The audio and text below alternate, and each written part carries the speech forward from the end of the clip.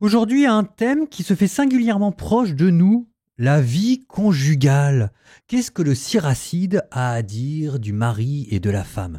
Alors, je vous le dis tout de suite, je sais pas si je prendrai le siracide pour thérapeute de couple, parce qu'il n'y va pas par le dos de la cuillère, siracide 25-26.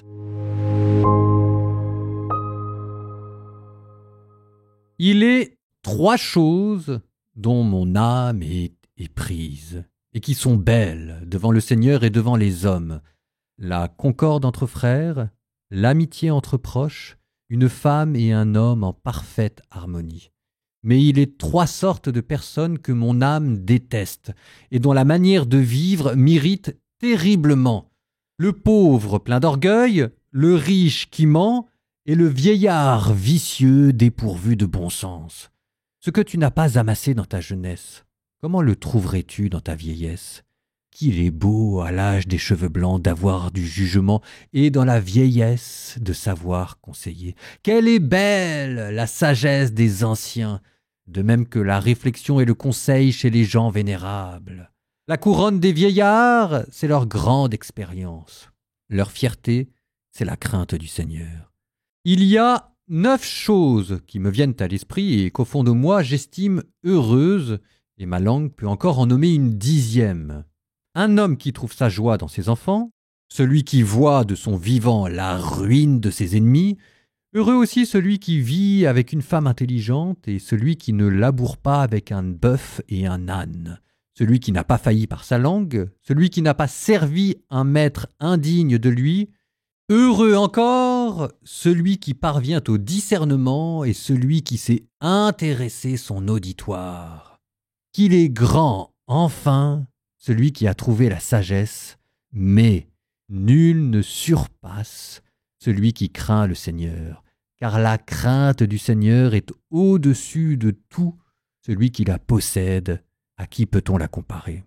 L'amour du Seigneur commence avec la crainte, l'attachement avec la confiance. Toutes les blessures, mais pas la blessure du cœur. Toutes les méchancetés, mais pas la méchanceté d'une femme. Tous les mauvais coups, mais pas les coups de ceux qui me haïssent. Toutes les revanches, mais pas la revanche des ennemis. Il n'est pire venin que le venin du serpent. Il n'est pire fureur que la fureur d'une femme. Et j'habiterai plus volontiers avec un lion ou un dragon qu'avec une femme mauvaise. La méchanceté d'une femme altère ses traits. Sa mine sombre lui donne l'air d'un ours. Son mari va chez les voisins prendre ses repas et ne peut réprimer de profonds soupirs.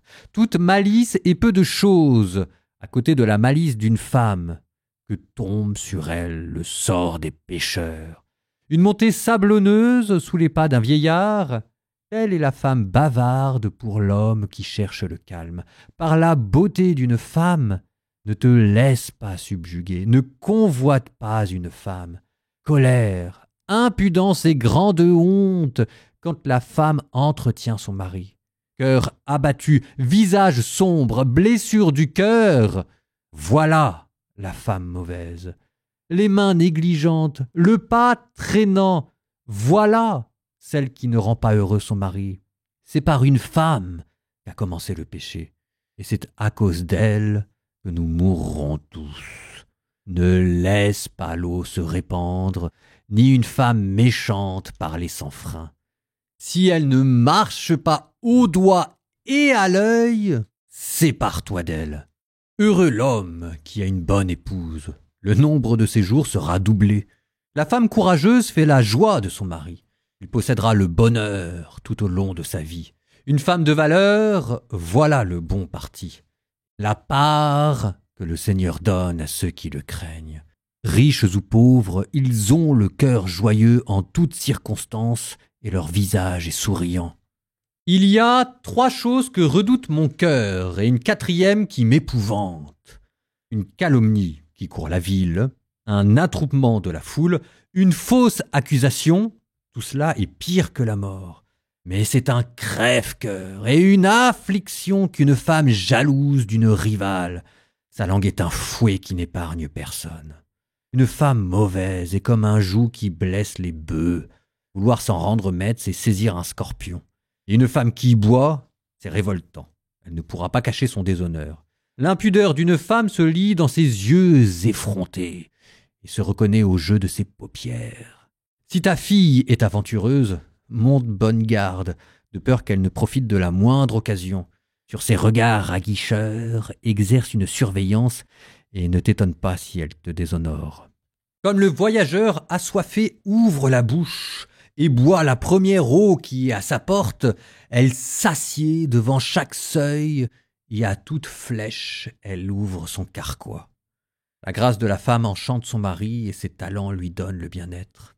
Une femme qui sait se taire est un don du Seigneur, et rien ne vaut une femme préparée à la tâche.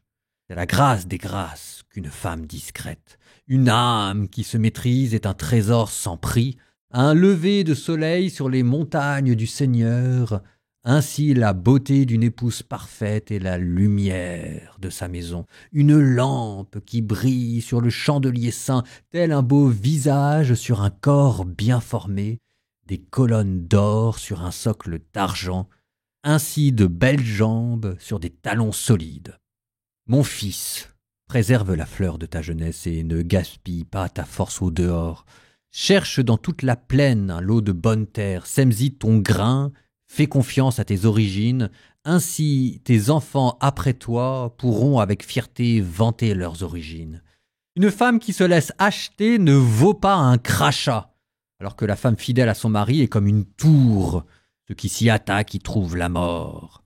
Une femme impie sera le partage du pécheur, la femme pieuse est donnée à celui qui craint le Seigneur. Une femme impudique consume sa vie dans le déshonneur, la jeune fille pudique est réservée même avec son mari. Une femme provocante ne sera pas respectée, pas plus qu'un chien. Celle qui a de la modestie craindra le Seigneur.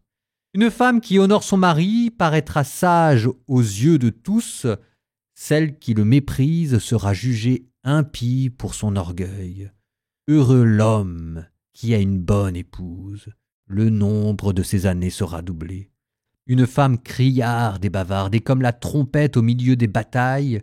Quiconque vit dans ces conditions passera sa vie dans les fracas de la guerre.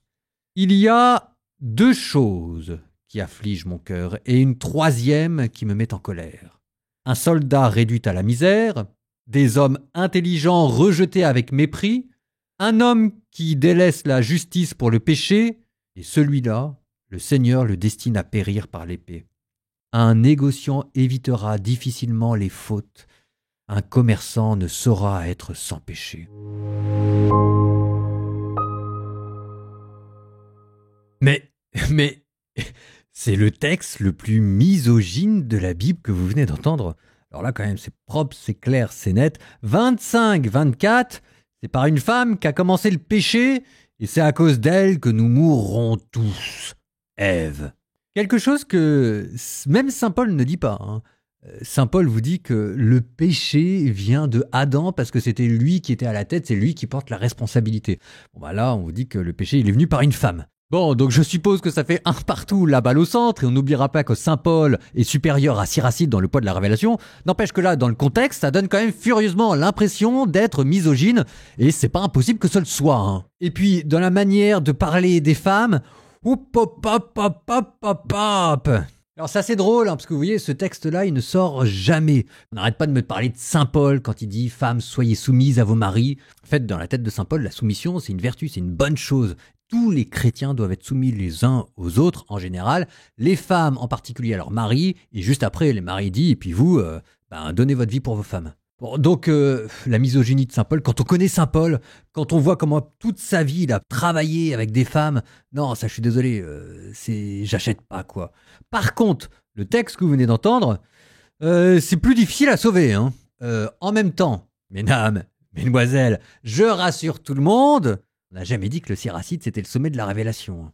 À la parfaite égalité homme-femme, je vais pas vous mentir, va falloir attendre Jésus. Et d'ailleurs, ce saint Paul que parfois on qualifie de misogyne, c'est lui qui va théoriser ça en disant dans le Christ, il n'y a plus ni homme ni femme, il y a le Christ qui est tout en tous. Bon bah, Jésus est pas encore venu.